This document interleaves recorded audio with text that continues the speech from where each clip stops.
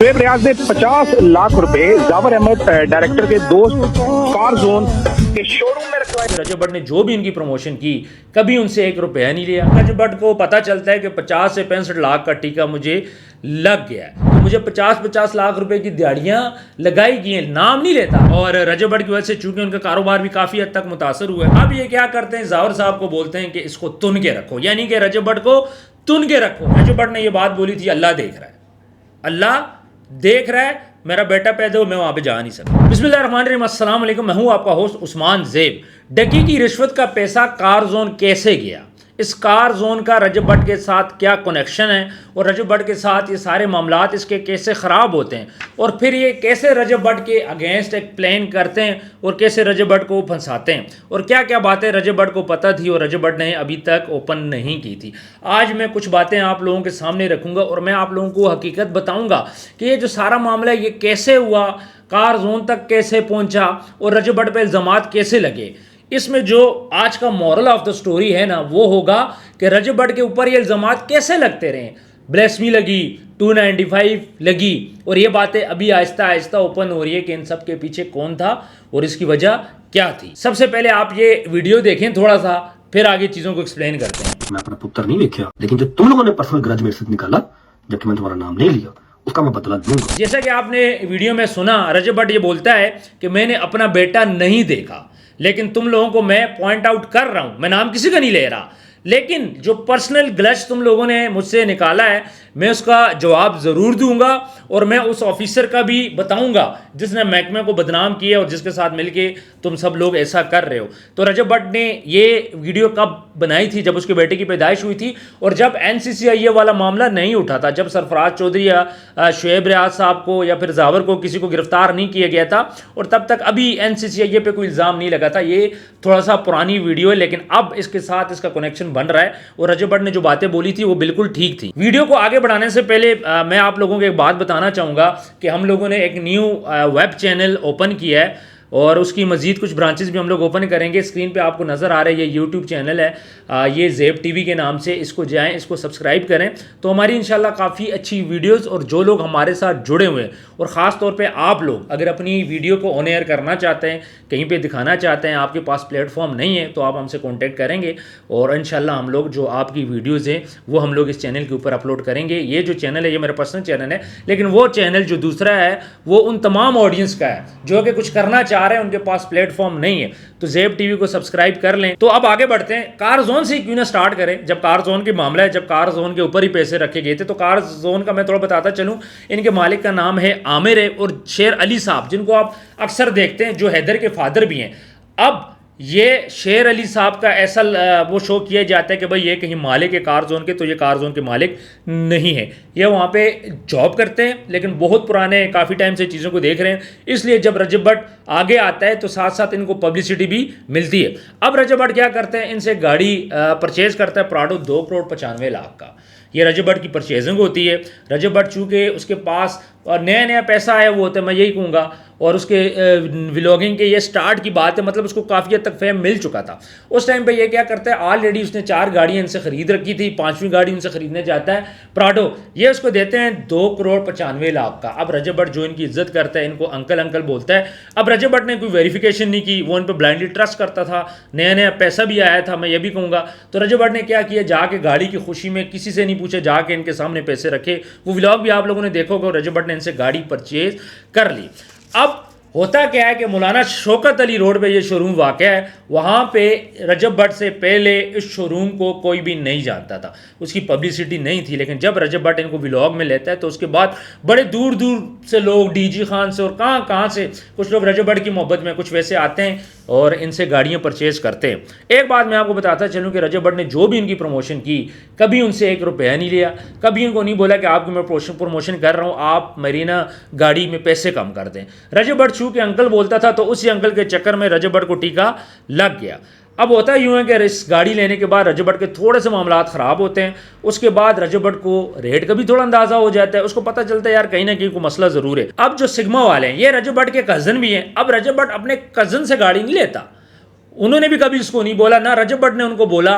रजब भट्ट क्या करता है, थर्ड बंदे कार जोन वालों से गाड़ियां लेता रहता है, लेकिन जब इसके मामला ख़राब होते हैं तो फिर ये चला जाता है अली भाई के पास। आपने व्लॉग में उनको देख रखा होगा। रजब भट्ट उनको बोलता है जी आप मेरी गाड़ी सेल कर लें, तो वो रजब से पूछते हैं आपने कितने की सेल करनी है। रजब भट्ट बोलते हैं जी 2,95,00,000 की मैंने ली है, तो आप ऐसा कर दें 2,95 के राउंड अबाउट भी सेल कर दें।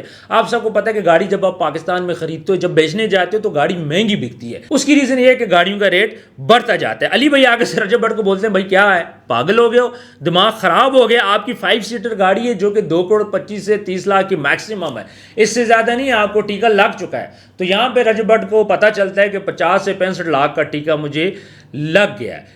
उसके बाद रजब भट्ट फिर अपनी एक वीडियो में बोलता है कि मुझे 50-50 लाख रुपए की दिहाड़ियाँ लगाई गई हैं, नाम नहीं लेता, लेकिन लोगों को पता चल जाता है कि वो किसका जिक्र कर रहा है। अब जैसे ही रजब भट्ट व्लॉग में ये बात करता है, इनका कारोबार ठप हो जाता है, कारोबार उनका वहीं पे कम हो जाता है, और उसके बाद वो पर्सनल जो उनकी ग्लज है वो रजब भट्ट के साथ निकालना शुरू हो जाते हैं। उसके बाद अब वो पूरी कोशिश करते हैं, उनकी पूरी कोशिश होती है कि किसी तरह रजब भट्ट को नुकसान पहुँचाया जाए, और रजब भट्ट की वजह से चूंकि उनका कारोबार भी काफ़ी हद तक मुतासर हुआ है। अब होता ये कि ये जो जावर साहब हैं NCCI के, अब ये जो जावर साहब हैं, ये जो कार जोन के ओनर हैं, ये उनके या दोस्त हैं या कज़न हैं, कुछ ज़राए दोस्त बताते हैं, कुछ कज़न बताते हैं। अब मैं यहाँ पे कंफर्म नहीं कर सकता क्योंकि मेरे पास कंफर्म इतलात नहीं है, लेकिन इनके बड़े अच्छे ताल्लुक होते हैं जावर साहब के साथ, जो कि ऑलरेडी रिश्वतखोर हैं।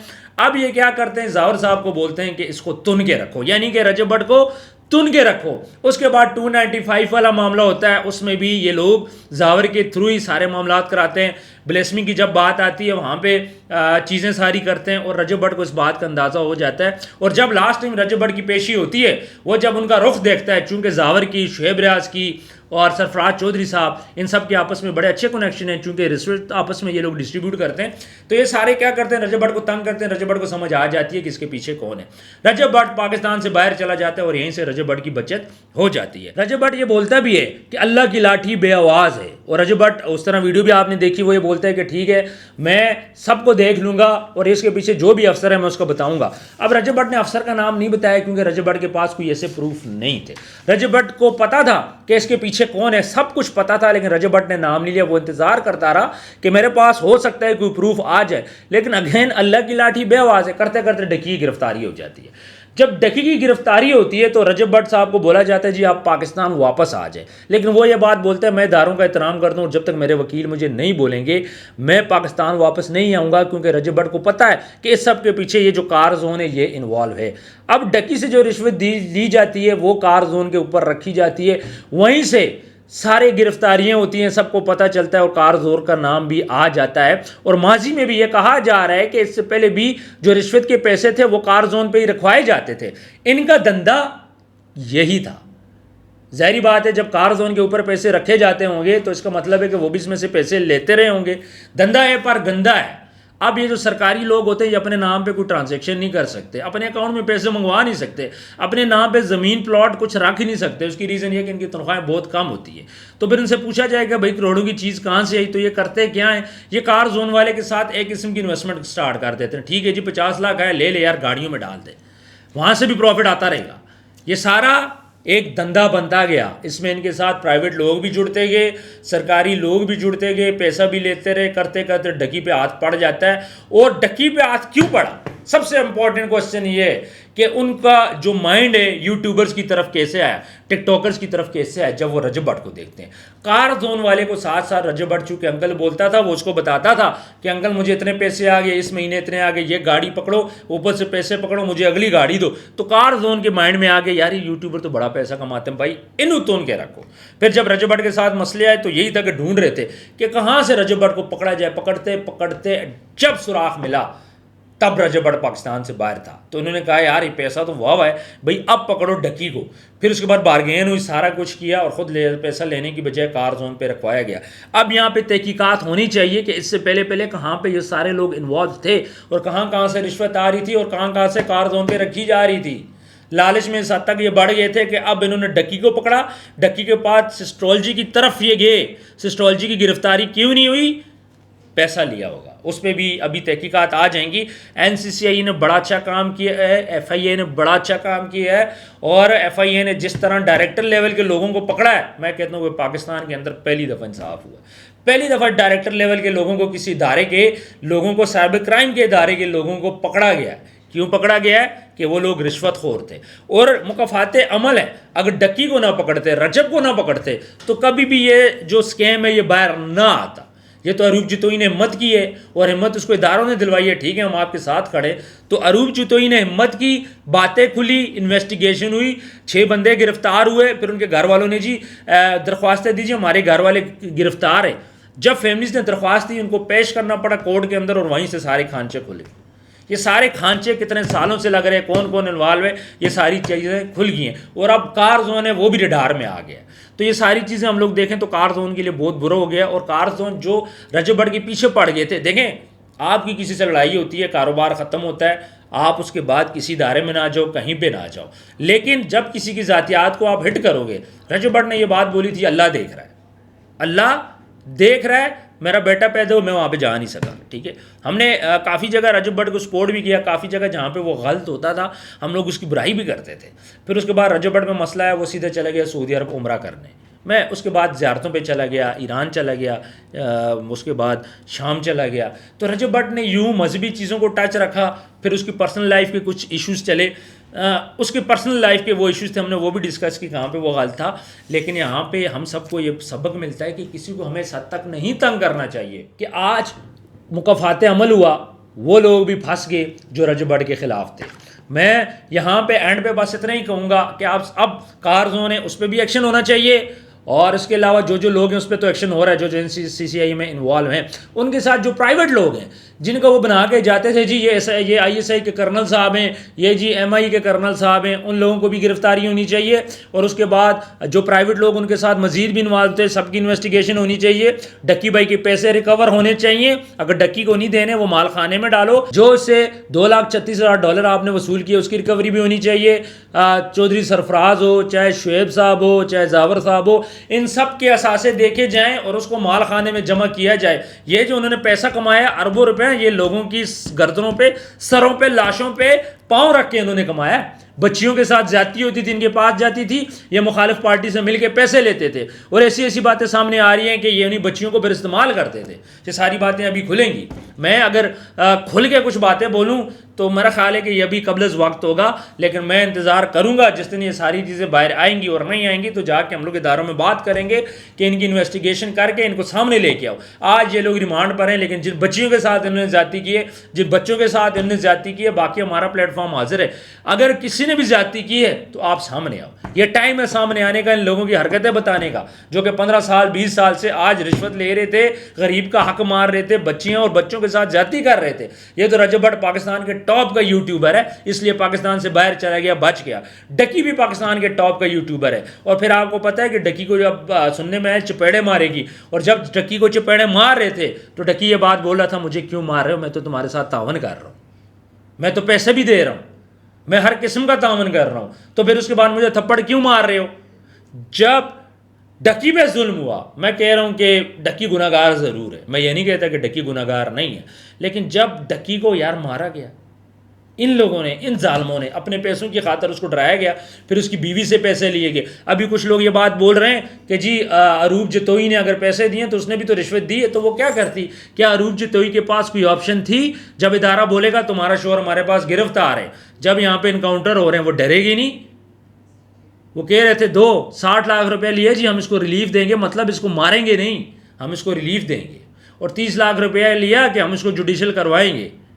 तो 90 लाख रुपए तो एक ले लिया, डॉलर आपने ले लिए, उसका यूट्यूब चैनल आपने रख लिया, इंस्टाग्राम आपने रख लिया, पीछे उस बेचारे के पास बचा क्या है। मैं यहाँ पे नहीं बोल रहा कि डकी ने ठीक की, अगर उसने जुए की ऐप की प्रमोशन की है तो फिर इसको सजा दें, लेकिन उन लोगों को भी सजा दें, PSL को भी दें, सबको भी दें, फिर सिर्फ डकी को ही क्यों रगड़ रहे हैं। तो ये यहाँ पे सिनेरियो टोटली डिफरेंट हो रहा है। कुछ चीज़ें मजीद भी खुलेंगी, कुछ इन्फॉर्मेशन मजीद भी आएगी, और वो भी आप लोगों के साथ मैं शेयर करूंगा, लेकिन हम तरीके से मैं शेयर कर रहा हूँ, मैं आपको डायरेक्ट नहीं कर रहा। आज जब बातें कंफर्म हो रही हैं तो मैं तब आपके पास शेयर कर रहा हूँ। ये इन्फॉर्मेशन इकट्ठे करते करते हमारे हफ्ते लग जाते हैं। हमारे रिसोर्सेज को घूमना फिरना पड़ता है, एक एक बंदे के पास जाना पड़ता है, उनसे पूछना पड़ता है कि हमें बताओ यहाँ पे मामला क्या है। इस तरह ये इन्फॉर्मेशन इकट्ठी होती है। और मेरा ख्याल है कि अभी जो प्राइवेट लोग हैं इनको सज़ा देनी चाहिए। कार जोन वाला भी बुरी तरह फंस चुका है। तूने रिश्वत के पैसे क्यों रखे भाई? क्योंकि तूने यूज़ करना था। जब कार जोन भी इसमें इन्वॉल्व है तो फिर पीछे बचा गया यार। ये वही लोग हैं जो बड़े नेक बने फिरते हैं, जिसने बड़ी दाढ़ी रखी है। मैं मिसाल दे रहा हूँ आपको कि हमारे पाकिस्तान में जो बड़ी दाढ़ी रखता है, इसका मतलब ये नहीं कि वो बंदा नेक है। दाढ़ी की इज्जत करो। दाढ़ी से कोई बंदा सच्चा नहीं हो जाता, आप अपने अमाल से होते हो। दाढ़ी रखना ज़रूर सुन्नत है, रखो, बड़ी अच्छी बात है। मैं तो कहूँगा ये फ़र्ज़ है, हम सबको रखनी चाहिए। लेकिन जिस तरह ये लोग दाढ़ियाँ रख के ये काम करते हैं, इनसे बड़ा मुनाफिक कोई नहीं है। पैसा खा रहे हो, मोमिन बन रहे हो, अपने बच्चों को आराम खिला रहे हो। ये सारी बातें थी मेरे दिल की, मैंने आप लोगों के सामने रखी। काफ़ी दिनों से रखना चाह रहा था, मुझे मौका नहीं मिल रहा था। कुछ ऐसे अवामल बन नहीं रहे थे, इंतज़ार कर रहे थे कि अल्लाह कोई सबब बनाए। और आज जब अल्लाह ने सबब बनाया तो मैंने ये सारी बातें आप लोगों के सामने रख ली। ये मेरे दिल की बातें, मज़ीद भी सच आप लोगों के सामने लेके आऊँगा। मुझे ये जो रजब ने गाड़ी ख़रीदी थी, मुझे अभी से नहीं, मुझे आज से 8 माह पहले पता लग चुका था कि रजब और उनके आपस में ताल्लुकात ख़राब हैं और ये सारा मामला क्या है। मैंने तब खामोशी रखी। क्यों? क्योंकि कार जोन की इज़्ज़त ना ख़राब हो। उस टाइम पे मैं खामोश रहा कि कार जोन की इज़्ज़त ना ख़राब हो। लेकिन आज कार जोन ने जो हरकत की है उसके बाद मेरा बात करना बनता है और मैंने इस पर बात भी की है। तो कमेंट सेक्शन में अपनी राय ज़रूर दीजिएगा। और आप भी अगर कोई इन्फॉर्मेशन रखते हैं या आपके साथ किसी डिपार्टमेंट ने जाती की है तो मेरे साथ ज़रूर शेयर कीजिएगा।